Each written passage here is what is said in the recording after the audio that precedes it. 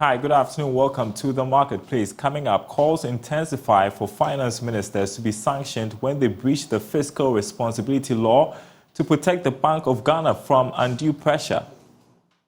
People to suffer and let us do it this way. But if you don't do that, now Bank of Ghana, the mother of the banks, are being called to do. So for me, there were options since 2019. I think we haven't met the fiscal responsibility. Bank of Ghana justifies almost 61 billion cedi loss recorded, saying it had to absorb about 50% of Ghana's domestic debts to qualify for an IMF program. Also ahead, Chamber for Local Governance kicks against move by GRA to collect property taxes through third-party agency. My name is Daryl. Kwawu. Thanks for being with us. Details coming up.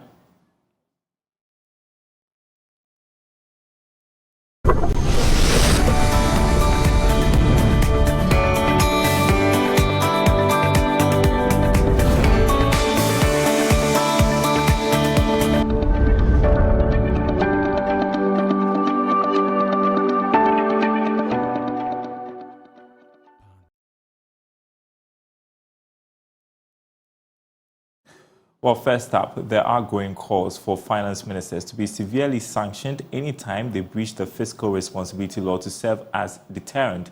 Banking consultant Dr. Richmond Etienne is of the view that such punishment will protect the public purse and enforce financial discipline on managers of the country's fiscal policies. The Bank of Ghana recently announced that it is crucial to write off some of government's debt to help in the economic recovery process under an IMF program. Speaking to Joy Business, Dr. Etienne emphasized that such action will spare the Bank of Ghana from unnecessarily stepping in to help the government when it borrows recklessly. There is a proverb that cut your coat according to your cloth. If you knew this is the revenue you generate, you don't promise heaven and earth everything you want to do within a period of time. And again, the expenditure side, if you look at all that we are saying, all the time is falling on the public. Nobody looks at the other side of it, that we carry such a load, the numbers of ministers and what have you, but it seems that we want to take the softer spot, get people to suffer, and let us do it this way. But if you don't do that, now Bank of Ghana, the mother of the banks, are being called to do. So for me, there were options since 2019. I think we haven't met the fiscal responsibility of 5%. It goes 11.9, 14 point something. All the time we are spending more than we can generate.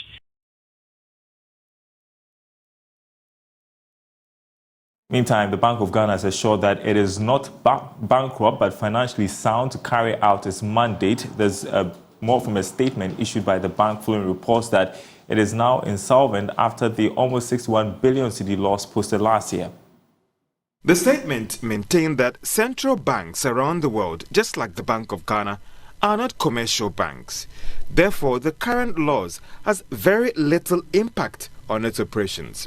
The Bank of Ghana is therefore assuring the public that it remains committed to the highest standards of prudent management and transparent accounting and audit practices. On the almost 61 billion Ghana cedis loss for last year, it argued that the situation came about as a result of the central bank being forced to step in to absorb almost half of Ghana's total debt stock. This singular act, according to the Bank of Ghana, led to significant impairment losses, bringing the total impairments of government holdings to 48.4 billion Ghana cedis. In a related development, the Bank of Ghana has also been responding to concerns raised by the minority grouping in Parliament on its operations. First is a significant jump in the vehicle maintenance cost. Here, the Bank of Ghana says it covered all its fleet of vehicles around the country and not just the headquarters, as well as related costs when it comes to insurance and fuel expenses. On the issue of waiver and write-offs without recourse to Parliament, the central bank insists all the necessary approvals were sought from Parliament through the 2023 budget, which was collectively approved by the House. Well, on Zoom with us, Senior Finance Lecturer at the University of Ghana Business School, Dr. Benjamin Amal. Good afternoon to you. So the Bank of Ghana, in that statement, indicated it had to step into right-of government's debt to help in the economic recovery process under an IMF program. It highlighted challenges on the fiscal side, contributing to the losses incurred in 2022. Is that enough justification? Thank you very much. To a large extent, that is the mandate of the central bank as per the Constitution, 1992 Constitution, Chapter 13, Article 183, basically says what the central bank must do and how the central bank can support the economy. But as to how much and under what condition the central bank gave out this money, the annual report specifies that they're talking about Government of Ghana bond, Cocoa Board bonds, ESLA, and Dachi bonds are some of the instruments that the Bank of Ghana exposed itself to indirectly by financing money or passing on money to the Ministry of Finance for budget support. So, it depends on how we want to look at this particular decision by the central bank. These funds, as we talk about now, didn't go out to the central bank last year, 2022. These are funds that over time, the central bank has passed on to the Ministry of Finance through the purchase of these instruments. And it is the case that when the Ministry of Finance said that it could no longer meet its debt servicing obligation under the domestic debt exchange program, then the exposure that the central bank assumed crystallized. Hence, there was a need for the central bank to impair this asset as per the International Financial Reporting Standard to report the huge losses that we are seeing. But we need to also understand something. You see, when it comes to the central bank, a strict enforcement of the International Financial Reporting Standard does not hold because the central bank operates and is shrouded within this concept of sovereignty. So just as the Ministry of Finance or the Treasury can come up with a debt exchange program, in a similar way, the central bank also, based on certain happenings within the economy, can take certain decisions. Of course, the law must be observed and respected when it comes to decisions. But strictly speaking, the monetary side to the central bank, together with the fiscal side, must be seen to be supporting each other. In terms of excess, we can argue about it, but it is not out of place. And around the world, there are numerous instances where the central bank has come out to bail out the fiscal side of the economy. That is what has happened in our case. Could the central bank have rejected requests for help from the government? That will indirectly mean bringing the economy to a halt, and that will be dangerous for all of us. If you look at the stakeholder group that we dealt with, the commercial banks had to sacrifice, the investment companies had to sacrifice, insurance companies had to sacrifice. Even individuals were called upon to sacrifice. So there's no way that within this debt burden sharing arrangement, the central bank would have exonerated itself. It will not work. Why wouldn't it work? It will not work in the sense that the central bank's biggest headache was how liquidity within the economy can be assured. By and large, the central bank has been successful, together with the Ministry of Finance, to make sure that when we go to the banks to withdraw, to make requests for our money, we have it in the midst of the debt exchange program. Two, we still had to meet that quota set for us by IMF to qualify for the program. With all the sacrifices that these stakeholder groups have made, it was still not enough. We needed that big support, and that big support will only come from the central bank. We should not forget, the central bank is owned by the central government and the Ministry of Finance. The single shareholder of the central bank is Ministry of Finance. Anytime the central bank makes profit, it goes to Ministry of Finance. So if there is any loss, which in this case has been caused by the Ministry of Finance, it is just an issue of the central bank not being in a position financially reporting losses as a result of Ministry of Finance's desire and approach of selling instruments to the central bank, and the central bank purchasing these instruments. That is where we are coming from. But we should not forget that the central bank is directly under, of course, the constitution says that the central bank is independent. But if you look at the board structure of the central bank, we have a Ministry of Finance rep on the board. That should clearly tell you that the central bank is not as independent as it is on paper. Definitely, the physical side, the monetary side must work. And in this case, it is not unusual that the central bank had to come in to bail the government out of this difficulty. In the past few days, we've had calls for the central bank governor to resign. Is there a basis for that call, seeing the dilemma the central bank was in 2022? Okay, yeah, we can use the word dilemma, but we need to understand that central banks do not have a problem when they have negative equity. In fact, there is evidence all over the place that there are central banks in the world that are using negative equity or capitalization to run. It's about the extent to which the central bank can fulfill its policy mandate. In the midst of all these difficulties, if the Bank of Ghana is meeting its policy of the mandate as per Act 612 and Article 183 of the 1992 Constitution, then one can clearly see that the central bank has been successful. Of course, if there are other items that raises questions, it is justified to bring it up and to discuss it. But to answer your question directly, should the central bank governor resign or not? The central bank governor was appointed by the president per Article 182, Section 4, subsection D. It is there. And it says that you can only remove the central bank governor just as we do in a case of a justice of a superior court of judicature. That is a clause there. So if you really, really want to trigger that, then that is how we have to take the central bank governor off.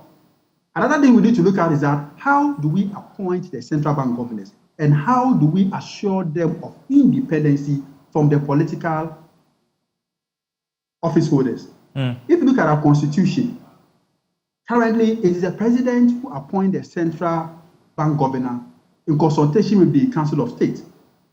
Does it give us enough independence on the part of the central bank? I don't think so.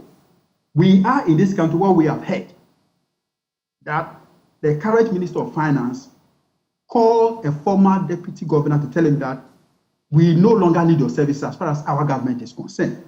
Two, if you look at the behavior in terms of the change in leadership of the central bank in Ghana, nobody should tell you that anytime there's a political change in this country, the central bank governors are changed. So clearly, if you look at that behavior, central bank is not independent. What we can do going forward is, if possible, to amend that part of the constitution that says that it is only the president who appoints in consultation with the Council of State. This time around, the president nominates or nominate first in consultation with the Council of State. Then it goes to Parliament for vetting. It goes to Parliament for vetting, just like we do for the Chief Justices, etc. The question is, why is it so? If the Chief Justice, who administers justice in the country, that affects all of us, is subjected to parliamentary vetting, what about the central bank governor who controls money that affects all of us in the economy?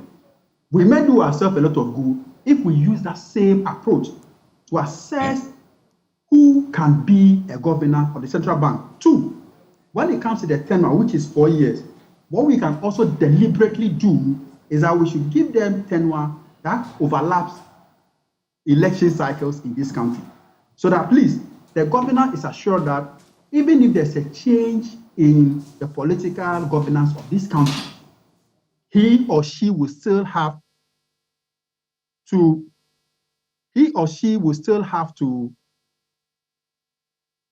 maintain or keep to his office and then do what the law requires him or her to do. Okay, and while we look at the way forward, earlier we heard from banking consultant Dr. Richmond Etuayene, who joined calls for finance ministers to be severely sanctioned anytime they breach the fiscal responsibility law to serve as a deterrent. How workable is that? It is because the laws are there. The laws, are clear in terms of what to do when it is clear that something has gone wrong, which was avoidable. If it is clear and we can confidently say that, yes, in this particular decision, the minister did or did not act the way he or she was expected, given all the information available, all the things available, I don't think there's anything wrong for us to apply the laws as the law says. You should be able to be bold enough to do it. Okay, quick one. We have 30 seconds. The minority, as we heard earlier, purporting that the Bank of Ghana may be headed for bankruptcy. I just wanted your thoughts on that. Is there any way that is possible? For now, if you look at the strict enforcement of the financial reporting standard, you can say that the central bank is bankrupt. But then, the central bank is not solvent. You see, the central bank, you measure the performance of the central bank based on its policy mandate, not based on its capital structure. Because the central bank can run with negative equity. The central bank is not a typical commercial bank. So we need to look at the argument within that space. Now that we are talking about recapitalization, who are we going to call on? It's the same government that borrowed from the central bank to recapitalize the central bank. So we need to understand the circular flow of funds between the central bank and the Ministry of Finance or the central government and how the funds flow, and to look at what the funds are rather used for.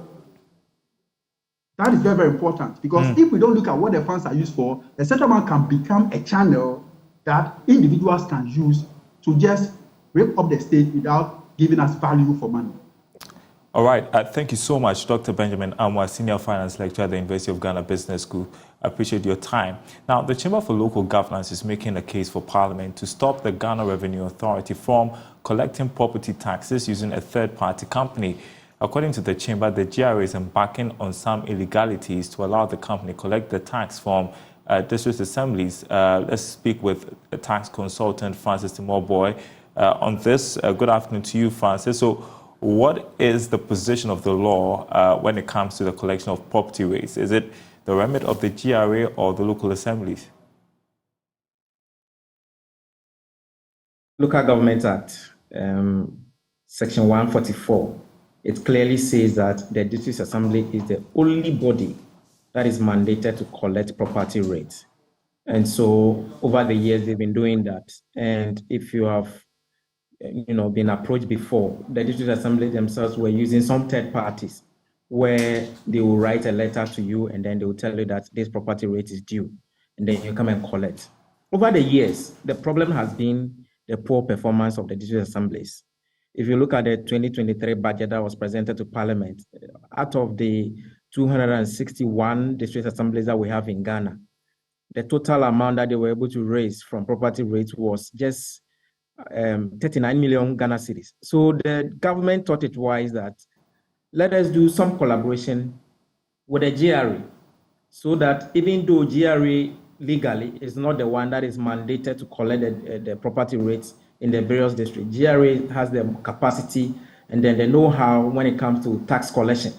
So the government made that proposal and they did some piloting and they came out with some platform called the Unified Common Property Rates Platform, or sometimes they call it the My Assembly. So you go there, you register your property rates, and then you can, pay it seamlessly. You can even use mobile money to pay. So legally, I can say that the GRA is not mandated. They do more of the income tax and then the indirect tax collection. The district assemblies are those that are mandated under Section 144 of the Local Government Act to do the collection. I guess the question is, which entity can efficiently collect this tax? For me, I think a collaborative approach is the best, because if 261 districts, they collect 39 million cedis, that is very woeful. And so, again, let's not forget that GRA is also mandated to collect what we call the rent tax. So a collaborative approach will mean that if they are able to help work together with the district assemblies to collect the property rate, they can use the same information to collect the rent tax. Rent from commercial property is 15% on the gross amount that you receive. And then if it is for residential property, you pay 8%. In this country, hardly do you see landlords going to pay rent tax on amount that they have received from their tenants. So the best approach would have been the collaborative approach. And indeed, if you look at the budget, from 39 million cedis, the government estimated that they're going to raise about 165 million Ghana cedis, which is like a triple jump of the amount that the district assemblies are doing. So I think that the district assemblies have not been doing well in the past. The best is for us to get the GRA collaborate, and again, we can also leverage on it and enforce some significant part of the law that we have. Look at East Legon. The whole of the year in 2022, they just raised 5.3 million cedis from huge properties that are located in East Legon, and it's not fair. Well, so right now we are told there's a third party that is being engaged. Just wondering if that is a prudent way of collecting the property tax? I think that it depends on maybe the level of engagement. Right now, what we have is that there's a common platform where you go there and you register. The problem has been that how many people have gone there to register their property? So possibly the GRA is using the third parties to make sure that your property is registered. Before, we were sending the property owners letters. So maybe if you come from work, you see a letter that has been pushed under your gate and then you read it. Nobody follows up. So GRA may be using some third parties to enforce the collection. And then the enforcement of the registration. So after they have registered, after your property is registered, you go online, then you can pay with your either electronic card or mobile money. And I think that is more efficient. But if GRA has resorted to the old system where third parties are writing letters to companies to come and register, then I don't think we have, really implemented a unified common property risk platform. This time it is digitalized. So I believe that mode is the way to go instead of using manual people going around to collect the taxes. Well, we've heard about a group that is opposing the Chamber of Local Governors, opposing this third-party involvement in the collection of the tax. And should this go ahead, what should be the target for the third-party engaged, and what should the local assemblies get from the tax collected? The problem that we heard that the GRA is taking about 30% of the amount that they collect for the district assemblies. I think that is quite high. I don't know whether that is supposed to cover the operational expenses, but for me, third-party collection should be rolled out. Why?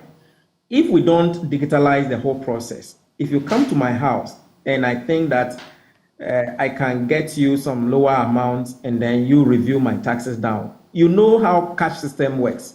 The corruption cannot be eliminated. So third-party collection should be out. If we are intending to use third parties to enforce people to register their property, then that is it. In that case, there's no exchange of cash. So I come to you, register your property, go online, and then you go and make the payment.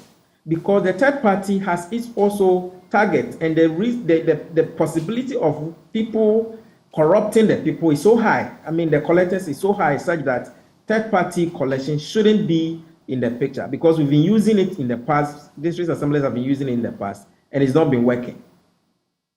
All right, Francis Smallboy, tax expert, appreciate your time with us. Good afternoon to you.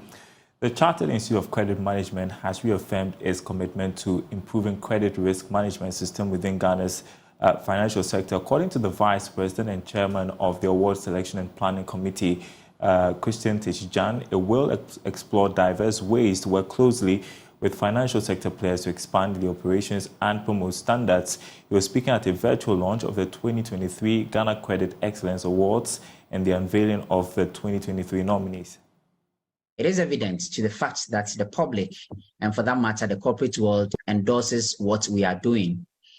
As we take pride in the successes achieved by our awards, I wish to say confidently that the CICM is very proud of the various landmark achievements which have contributed immensely towards improvements in organizational performances.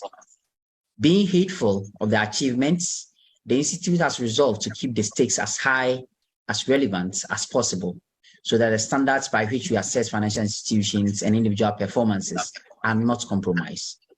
We are committed to keeping the awards processes simple, transparent, as well as being fair.